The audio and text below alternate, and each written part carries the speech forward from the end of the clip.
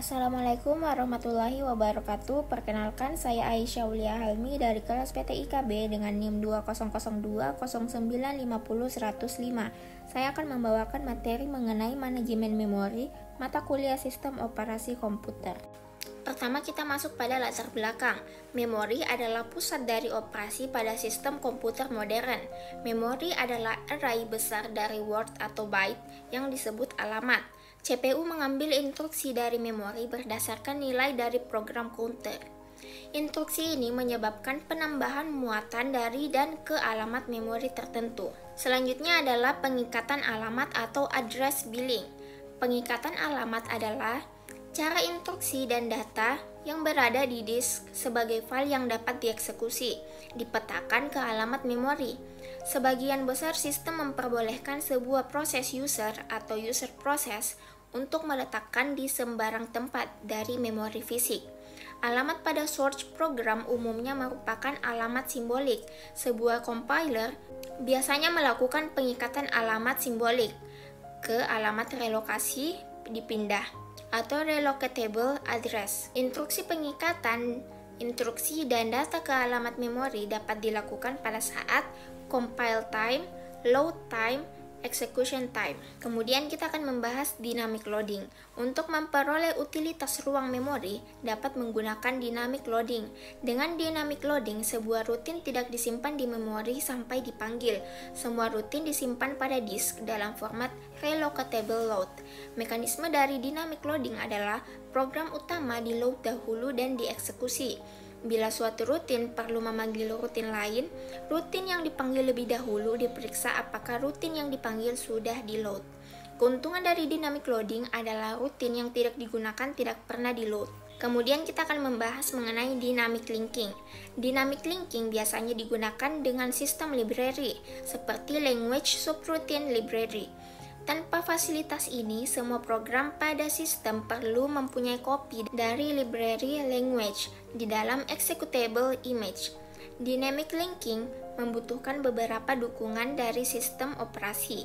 Misalnya, bila proses-proses di memori utama saling diproteksi, maka sistem operasi melakukan pengecekan apakah rutin yang diminta berada di luar ruang alamat. Selanjutnya adalah overlay. Teknik overlay biasanya digunakan untuk memungkinkan sebuah proses mempunyai jumlah yang lebih besar dari memori fisik daripada alokasi memori yang diperuntukkan. Ide dari overlay adalah menyimpan di memori hanya instruksi dan data yang diperlukan pada satu waktu. Overlay tidak membutuhkan dukungan khusus dari sistem operasi. Selanjutnya ada ruang alamat logika dan ruang alamat fisik. Alamat yang dibangkitkan oleh CPU disebut alamat logika atau logical address, di mana alamat terlihat sebagai unit memori yang disebut alamat fisik atau physical address. Tujuan utama manajemen memori adalah konsep meletakkan ruang alamat logika ke ruang alamat fisik. Selanjutnya ada swapping, yaitu sebuah proses harus berada di memori untuk dieksekusi. Proses juga dapat ditukar atau diswap, sementara keluar memori ke backing store dan kemudian dibawa kembali ke memori untuk melanjutkan eksekusi. Kebijakan penukaran juga dapat digunakan pada algoritma penjadwalan berbasis prioritas. Jika proses mempunyai prioritas lebih tinggi datang dan meminta layanan, memori akan swap out proses dengan prioritas lebih rendah sehingga proses dengan prioritas lebih tinggi dapat di-load dan dieksekusi. Umumnya, sebuah proses yang di-swap out akan menukar kembali ke ruang memori yang sama dengan sebelumnya. Selanjutnya ada alokasi berurutan.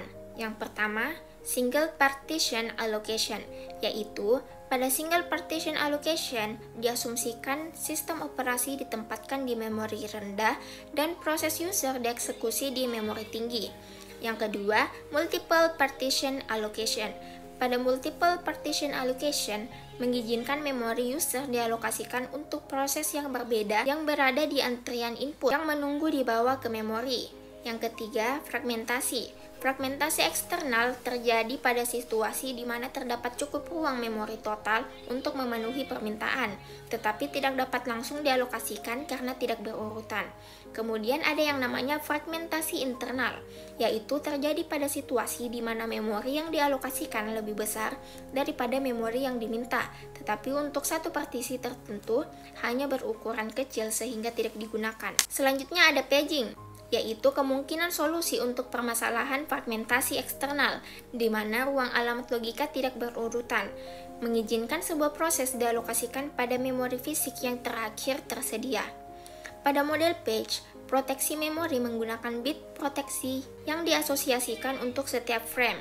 Level proteksi yang lebih baik dapat dicapai dengan menambah jumlah bit yang digunakan. Selanjutnya kita masuk pada pembahasan segmentasi. Segmentasi adalah skema manajemen memori yang memungkinkan user untuk melihat memori tersebut. Ruang alamat logika adalah kumpulan segmen. Setiap segmen mempunyai nama dan panjang. Segmen dibentuk secara otomatis oleh compiler.